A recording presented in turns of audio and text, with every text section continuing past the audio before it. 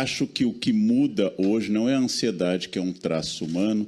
Tenho certeza que se houvesse psicanálise do homem de Neandertal, ele teria ansiedade pela falta de comida, ansiedade pela incapacidade de encontrar abrigo durante a Era do Gelo.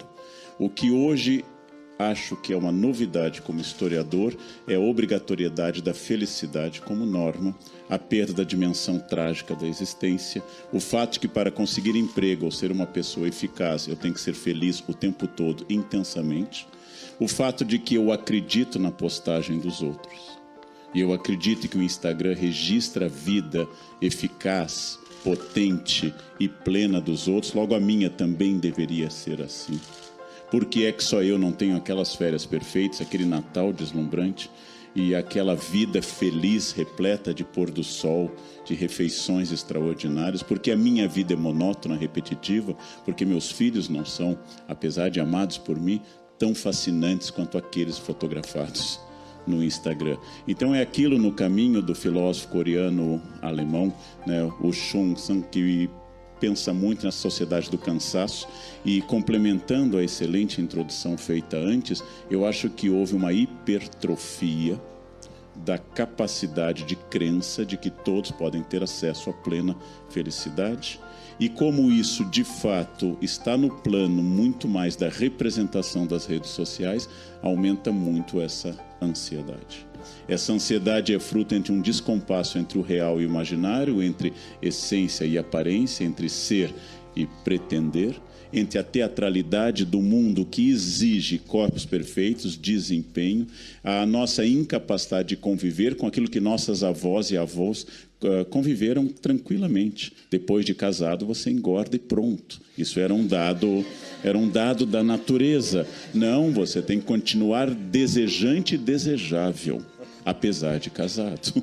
E você tem que continuar desejante e desejável em empregos repetitivos, monótonos e assim por diante. E todos parecem estar estudando mandarim e árabe, e eu ainda tropeço no inglês, e todos parecem visitar a Mongólia, as igrejas enterradas da Etiópia, e eu ainda não consegui ir a Chicago. Então eu vou entrando em um ciclo de ansiedade muito grande pela narrativa alheia, o que é chamado pelo filósofo coreano-alemão de uma sociedade do cansaço.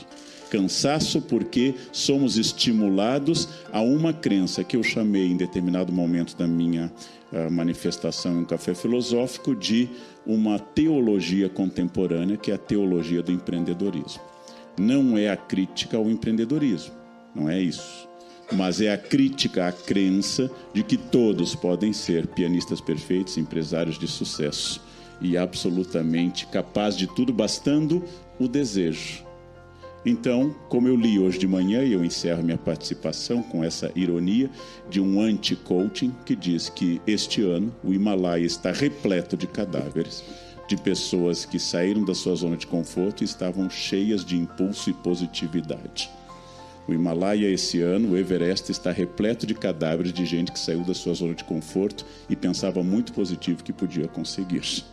Então, esse é o anti-coaching, né? Esse é o anti-trabalho de coach. Na verdade, ficar na sua zona de conforto faz você arriscar menos a vida. Mas o mundo exige que você seja um intrépido descobridor de terras, um novo Cristóvão Colombo, um novo Leonardo da Vinci e ainda magro. Eu acho que é demais. O mais difícil demais. É o magro. E para isso, só com auxílio químico.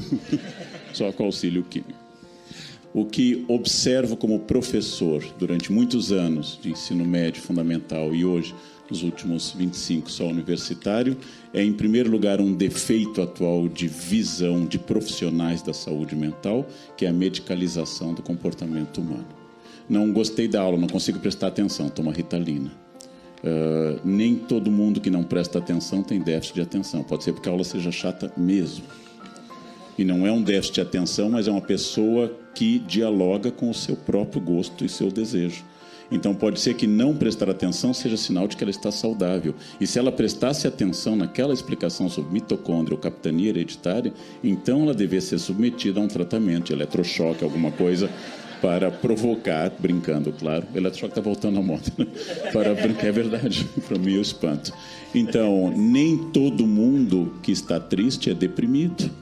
Distinguir entre tristeza com causa objetiva e direta, perdi minha mãe, estou deprimido. Bom, se você não estivesse triste, teríamos um bom tema para debater. Tristeza com causa e com duração define, de novo, a dimensão trágica da existência.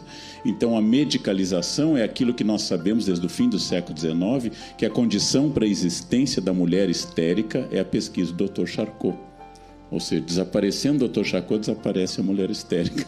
Porque quem provocava a histeria era o pesquisador. Como quem provoca pressão alta é o jaleco do médico e o esfigmanômetro. Ou seja, eu vejo o médico para medir a pressão dispara, porque eu vou ter pressão alta. Distinguir o que é um sintoma biológico de uma percepção propriamente cultural e distinguir que nem tudo deve ser medicalizado é fundamental. Como professores, como pais, em relação a nós mesmos e aos outros, não estabelecer que a perfeição seja o objetivo, mas que a felicidade seja o objetivo, entrando em primeiro lugar na USP ou não fazendo faculdade. Ou seja, que a perfeição não é o objetivo. Há um filme com Marcelo Mastroianni chamado Estamos Todos Bem, no qual ele acaba, ao visitar os filhos adultos, descobrindo que a melhor coisa para ser pai é não ter altíssimas expectativas com os filhos, para que os filhos possam ser o que eles são, e não o que os pais gostariam de corrigir na sua biografia com aquilo que os filhos são. Meu filho vai falar inglês sem sotaque. Então, eu sempre pergunto isso, porque ele vai se tornar espião nos Estados Unidos, é fundamental que ele tire o sotaque, porque sua função será de espionagem no brasileiro, porque para mim o bom inglês é aquele que faz você se comunicar, que faz você ler, escrever e entender o que é dito. Seu sotaque, como dizia minha avó alemã, é sinal de que eu falo uma língua mais do que você.